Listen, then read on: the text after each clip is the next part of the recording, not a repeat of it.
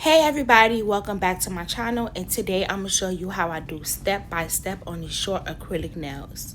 So I'm going to get straight to the point. The acrylic I'm using is from Mia's Secret, and it's called Frosted Pink, and it's a soft white. I don't know why they call it Frosted Pink, but it's a soft white. And then my brush I'm using is from Kiara Sky. My monomer is from Young Nails. And then my nail tips are from Amazon. You can find them on my Amazon storefront.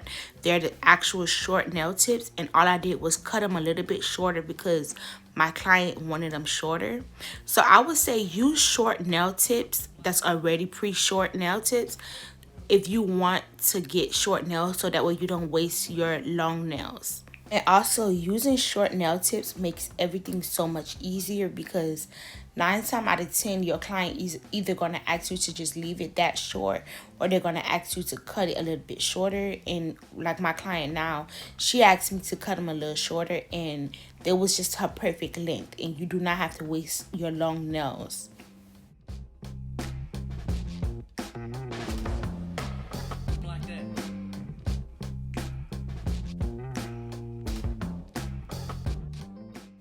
So the way I like to do my short nails is I like to go in with like a medium to large bead, and then I place it where like it's sideways versus straight, so that way I could just press it into the cuticle area and it's not gonna flood the side walls and everything. So I just place it to where I want it to be, and if I need to go in with a second bead, I will do that. But when it comes down to short nails, all you're really doing is molding the nails into the shape that you want it to be. When your client have short nails like this, you don't want too much acrylic on it because short nails are supposed to look more natural than it looks bulky and stuff like that. So my client, she wants her nails to be short but thin. Not too thin where it's going to break, but thin enough where it's going to look natural. And that's what you want to go for when it comes down to short nails. Me, I had to really practice on short nails because I was doing so much long nails when I was a beginner that I really didn't know how to do short nails. So I had to really take in time to practice a lot on my short nails. And then I got it when I got it. So practice short nails. I do recommend that you find someone that does short nails and ask them if you could practice on them. It's so much easier than long nails because you don't have to build so much acrylic. So if you notice how I place my bead, that's what helps me with my short nails. And then also I have a couple of drops of acetone in my monomer, so that way my acrylic is not so runny and I can really have full control of the bead. And to be honest, you guys, I was very hesitant of if I was going to post this video or not, because I felt like, short white nails that's plain, people is looking for how to do nails like extra and stuff like that. They probably don't want to see short white nails, but I decided to go and do it anyways and record it and do this voiceover because I also felt like maybe someone was in need of help with, this video is going to reach somebody. It's going to help somebody. And if this video is helping you, please comment down below so that way I know this video is helping someone out there.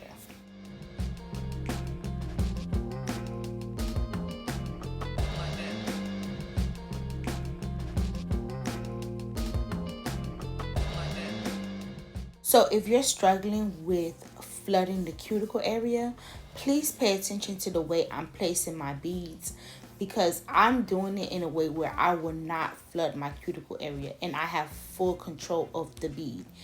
I am not going too hard where I'm letting the bead go into the cuticle area. I'm just literally cleaning my sidewalls, shaping the nail, and keeping the shape of my nail.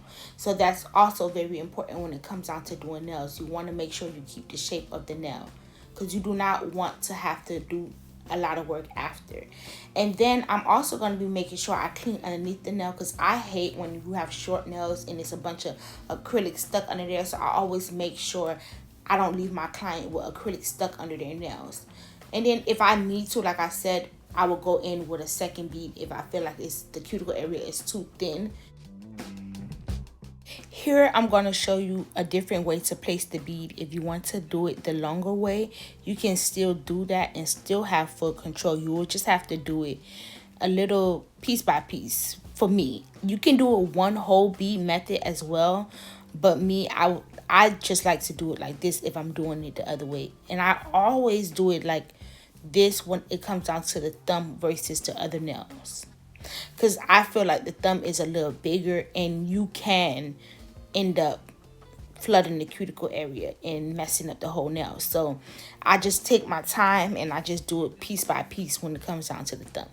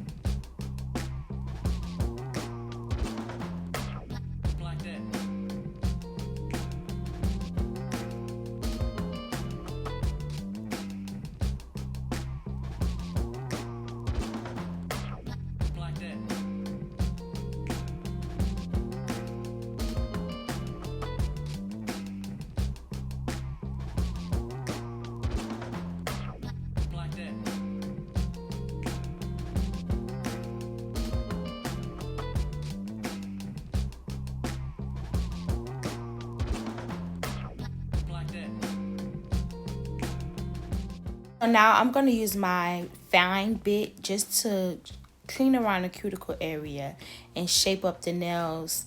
And also I'm going to debulk the nails with this bit, but not too much, because like I said, you guys, you do not want the short nails to be super thin where it's going to break. You still want it to have a little balance to it. So I just shape it as much as I can down and then blend it out and make sure I do not do it too much where the nail is going to be super thin.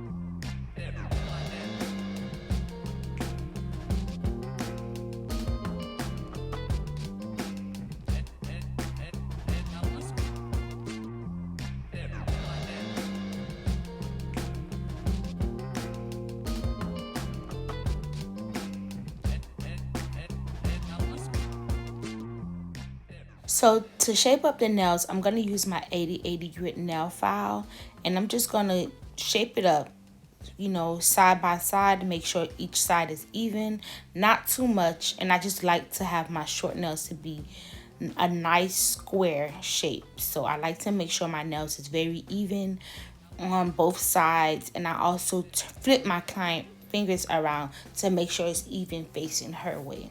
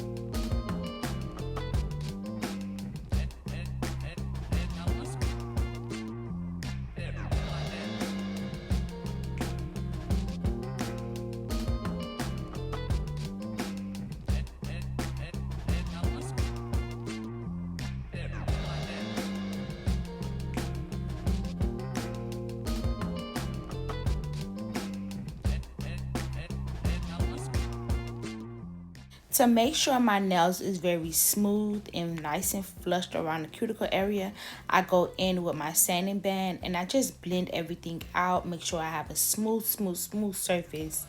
And I also clean underneath the nail with this. And this is also going to help you get your nice final shape. I do this, you can either do this or you can buff the nails out. I don't really use a buffer. I just do this without doing a buffer, and I feel like this still gives me a nice smooth surface. So it's all up to you. This part is actually optional. You do not have to do this if you don't want to, but I prefer to do this.